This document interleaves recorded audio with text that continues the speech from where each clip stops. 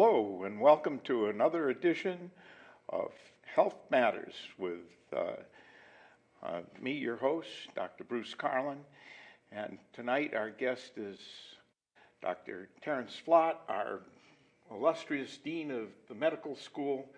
And we've got a big discussion ahead of us. And again, we're brought to you by WCCA TV and the Worcester District Medical Society. Well, welcome, Dr. Flotte. Well, thank you, Bruce. It's a pleasure to be with you again. Well, we do this annually. It got stretched out a little bit by COVID, but there are wonderful things happening at the medical school. As we were talking before the show, I was thinking I was in the third class, and I was explaining to you that we had all of our training in that little tobacco warehouse at the corner of Lake Ave and Route 9, and it was called the Shaw Building, but we referred to it as the Shaw Building. It just is nothing. And you take a look at what's happened since then. The growth is astounding, and the leadership at UMass has been nothing short of spectacular. And I would say capped off recently by what you and Dr. Collins have been doing to make this a world-class center of excellence. It's, who believed that it came that far from the Shaw Building? Yeah. Well, thank you for pointing that out. And yeah, it's amazing. But Chancellor Collins and I have been here for almost 16 years now. And even in that time, seen a lot of expansion, growth, but also continued emergence of excellence of our medical school. And we're very proud of it, of course. Well, just for comparison, the first class had 16 students in it, the second class 24, and my class had 24, and the third class had 40. Right now, all four classes would be less than you have in a single class. You've expanded that, and the training is as good as it gets. Absolutely. We're about to next year celebrate our 50th commencement. I didn't mention that in our lead up to this, but it's amazing when you see the growth and the maturation that has occurred in those 50 classes of UMass Chan, as we call it now, medical school. There will be 175 students in the current entry class, and then we plan an additional expansion going forward. Well, there's a lot of stuff that you've pioneered, or we've pioneered. I'll take credit for it too, because I've been in that, been in your teaching faculty for years. But we pioneered the surrogate patients way back when. Paula Stillman did that way back when, and just now everybody does it. We pioneered that. And you take a look at all the labs that you've created for research. Perhaps you could give us a tour of what's going on up on that hill, because there's wild stuff up there. Yeah, well, I really happy to do that, and thank you for mentioning the educational innovation also. So what started out with these standardized patients, patient actors, who let our students practice even their initial history-taking skills and then their physical exam skills. This has kind of expanded into something we now call the ICELS, the Interdisciplinary Center for Experiential Learning and Simulation, which is a mouthful. But they're doing a lot with augmented reality and virtual reality in that space now, as well as still having these live action patients. But they're now, you would love this, they're now paired up with electronic medical record surrogates of the same patients, and they come as families. You may interview the grandfather first, and then the son, and then the granddaughter. So it really has captured all these traditions of family medicine, but also of innovation. It probably is a lot better for a patient to have somebody that's had Experience. a little augmented experience before you try out the first way, the way we were, throw them to the wolves. Absolutely. So this has been, and this is all done with simulated electronic medical records. So they learn, the EPIC system in the simulation, which also makes them very skilled at that. But you asked about the research. So, the research, I would say our predecessors were very forward-thinking in deciding to enhance the research excellence of the institution over the entire history of the place. But really it has taken off in the period of time since 2006 when Craig Mello won the Nobel Prize. And we've talked about that before on the show. But it really was an inflection point. And the rate of increase of research funding and the number of research faculty, the number of research labs and buildings has just continued to increase steadily since that time. So it's clearly more than doubled since the time I came here 15 and a half years ago, and really had a big spike associated with the COVID pandemic because all of our researchers, including our clinical researchers, applied their skills and knowledge to solving that problem. And we had at UMass some of the leading edge work on clinical trials with remdesivir, one of the important IV antiviral treatments, with the Pfizer vaccine, mRNA vaccine trial. Many of the clinical trials were actually led by Robert Finberg, who tragically passed away of a cardiac event. But we're so proud that our faculty, they stepped up in every aspect, clinical care of course, but in every aspect of the research. And one of the biggest grants during that time, actually the biggest grant we've ever had at our institution, was to Dr. David McManus for point-of-care testing of new devices for COVID. They tested out 44 different new point-of-care testing devices for COVID through this grant that was called the RADx grant, which was an NIH point-of-care testing grant, which in one fell swoop was $123 million of research, but a lot of public-private partnerships. What people may not appreciate is it's great to have a Nobel laureate, but to build on that takes real leadership from the overseeing group. So I just applaud Chancellor Collins and you for saying, let's feed this fire and get it going. There are a lot of people that have moments of brilliance and they just fade out. You have sustained that and brought us forward with mRNA research that based on all that. I'm proud to have been a graduate, as they say. Well, I'm proud to have just been a part of that history of the school. And, I think the key mandate that we've seen as a public institution is to make everything we do, our education, our research, our direct service, make it all relevant to the people in particularly Worcester and then the broader Commonwealth and the world. And that was certainly true. When we had a research discovery that happened in C. elegans in a worm, we actually saw that as a kind of an obligation on our part to strive to double down on that and have that be part of the foundation of other therapies, things that would be go from a worm to a patient. One of the people that Craig Mello attracted here was Melissa Moore, who went on to Moderna and had the platform chemistry technology that was used in the Moderna mRNA vaccine. She was the developer of that, and we're very proud that she's a former graduate professor of another ours. Graduate, just like me. Yeah. So it's been quite a ride. I'll just say that, to see this institution mature. and impact in so many different ways. So can you walk us around and tell us what else is up there on the hill? I mean, Albie Sherman was wonderful, and people didn't realize what a magnificent fundraiser he was to get that whole hillside populated. But we've got a building named after him now. Yeah.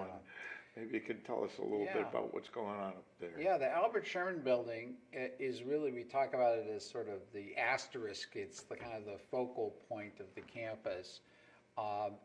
There are 3 floors there that form a learning pavilion, where we have the learning communities, where the students, when they come in, the med students separate off into groups of about 25 each, and they have that basically as their small group discussion. That's where they learn doctoring and clinical skills. And we built the space out for them in the Sherman Building. And then on the other half of those first 3 floors is that simulation center, where they do the standardized patients and the simulation. And then the rest of the building is a research tower going up to the 9th floor, where Dr. Mello has his lab to this day, and many other researchers who are involved in things like gene therapy and RNA therapeutics and basic biology of systems biology and knowing how genes fit together in networks. They're all in there working on that. And that's the largest research building on the campus. So the students now, and I'm sorry that I haven't been over there since you built it, but I went over early on, and everything was sort of, and this is going to be that, and this is going to be that. How does it work now? Do the students in their learning get to interact with the research, or is that because that was sort of the design of the building, as I remember? Yeah. Well, first of all, of course, there's graduate students, PhD students who are kind of infiltrated throughout all the labs, but the medical students have a number of key research experiences, particularly in their, they have opportunities in the summer between their first and second years where some of them will do research in the building. We have now also in our second new curriculum we're rolling out, which we call the VISTA curriculum, students can pick a thematic area, pathway that they're interested in, and they spend a lot of their flexible time working on that. Now, of course, when they get to the hospital rotations in the 3rd and 4th year, they're really focused on that. Yeah. But these opportunities for interaction are really crucial. And we found among the most popular things that are in the Sherman Building are we have a big, beautiful cafeteria that everyone loves the most, and we also have our fitness center in that building. So it's actually also a hub for people who do different jobs around the campus to come together and interact. Yeah. So the other buildings, every so often you see a private concern put something up, but they're there because of the medical school. Yeah, well, our core campus is still all academic and clinical buildings. So to just kind of walk you through, after the original med school, well, the original was the Pashaw building, but then the 1970s building that went up, which has sort of on one projection is the hospital, the UMass Memorial Hospital, and the other, the medical school. What was added to that first was the Lazar Research Building after Aaron Lazar, who was the chancellor and dean. It was the dean that immediately preceded me, and the chancellor has preceded Chancellor Collins. So the Lazar Research Building opened in 2001. Then we opened the Ambulatory Care Center, which has a lot of our clinical research and other clinics for UMass Memorial are in the Ambulatory Care Center, opened in 2010. The Sherman Building we were talking about opened in 2013. The VA building, we built a VA outpatient center that the med school built to house the VA outpatient center. That opened in 2021 in November. And the next building to open up will be early in 2024, right at the beginning of 2024, which will be, we call right now the new research building. And if I'm not mistaken, there's an area for prison medicine? And Well, there is a big forensic psychiatry group that's part of the Worcester State Hospital, and there is a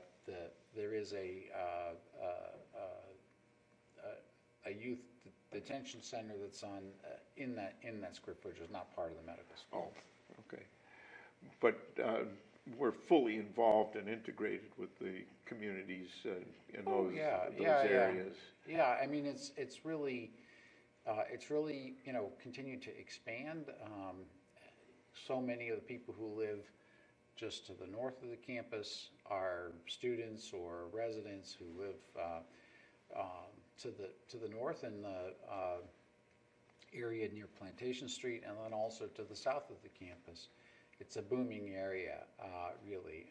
And then we're just a short ways away from the north end of Shrewsbury Street. And as if that's not enough, I understand we're moving out to other places. Well, we have established, so when we talked about expanding the med school class size, we can't, as you know, there's only so many hospital beds in Worcester between St. Vincent's and UMass Memorial. So for the students to get that clinical experience, we needed to develop new partnerships. And the one that we kicked off the big one we kicked off in 2015 was with Bay State Health System, Bay State Medical Center out in Springfield. Bay State had been an affiliate of Tufts, and they wanted to have more of a full-blown regional campus status, and that has worked out beautifully. There are students who go for the entirety of their 2 clinical years out there that do their first 2 years in Worcester. They're part of UMass Chan Medical School. They're in a special curriculum track. And just this year, just really earlier this month, we finalized an agreement with BI Leahy Health to have another regional campus at the Leahy Medical Center in Burlington, and the Leahy Health System, some of their smaller affiliate hospitals in that region.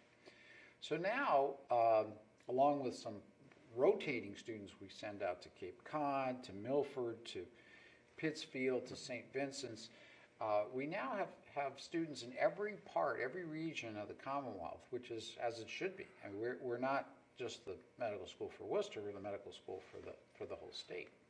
And not to mention students that travel abroad on various rotations. You've had a group that went down to Haiti, as I understand, and I've spoken to some that have gone to Africa and various things, and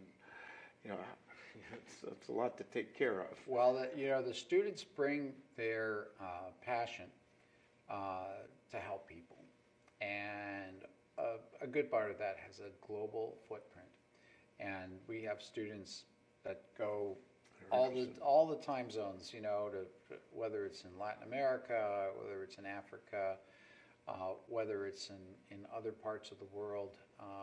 Some have done rotations in Thailand and India. It really is the students' desire that drives that, and we just make sure that we have academic affiliations so that when they do those experiences, that they're taken care of and that they have appropriate medical oversight. Certainly, World Health is becoming more and more of an issue, particularly as we've seen with COVID and other viruses.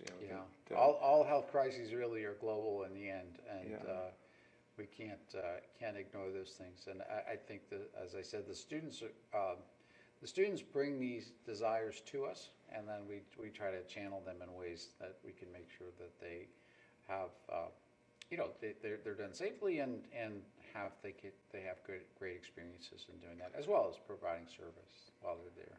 Well, and again, the students are spectacular. The way I see them come through our clinic all the time, and I keep kidding with the other attendings. I say, if we wouldn't be admitted to these classes, I think you could probably field a perfectly suitable class with your third tier of the applicants that you get. It is true that we are at an all-time record of applications to our medical school. We did see a big jump up also with COVID and with the high profile of public health and the heroism really shown by healthcare workers, by nurses. And the students jumping right in on COVID. That's I right. was That's right. Truly impressed with how they responded. Well, it was very interesting, the timing of COVID relative to how the cycle of a med school year goes is, as you know, but maybe our audience doesn't know, in the fourth year of medical school, you do electives, it all leads up to this phenomenon which we call the match, which occurs in mid-March, around St. Patrick's Day usually. And at the match, every student in America finds out where they're going for their residency. And that gives them roughly 2 months to figure out how to get there, get housing, get an apartment, and all that. But the timing of the pandemic, as you recall, came right about that time. It came right about mid-March 2020.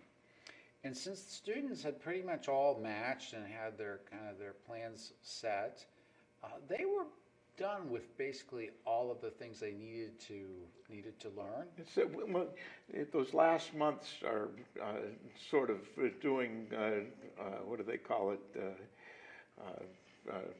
Delayed time. Yeah, I mean they do. You brush up, you learn a couple of new skills. They say, geez, maybe I should do a rotation with ENT because I don't know how to do an ear exam that well or something. That's right. So that class of 2020.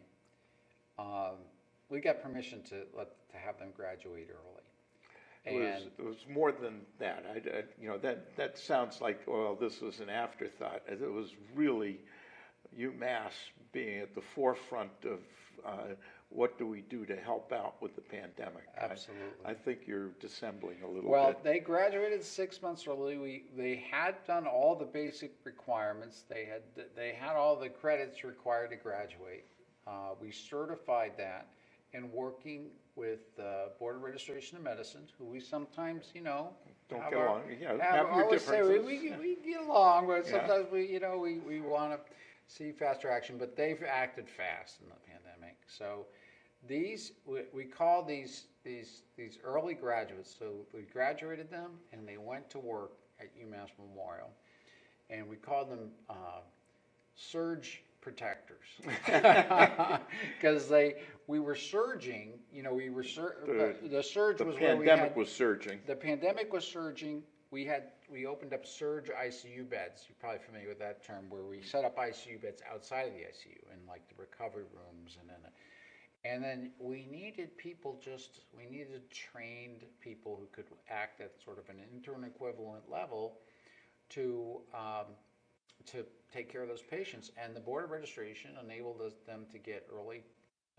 transitional licenses or training licenses, which of course 6 weeks later they would have gotten anyway.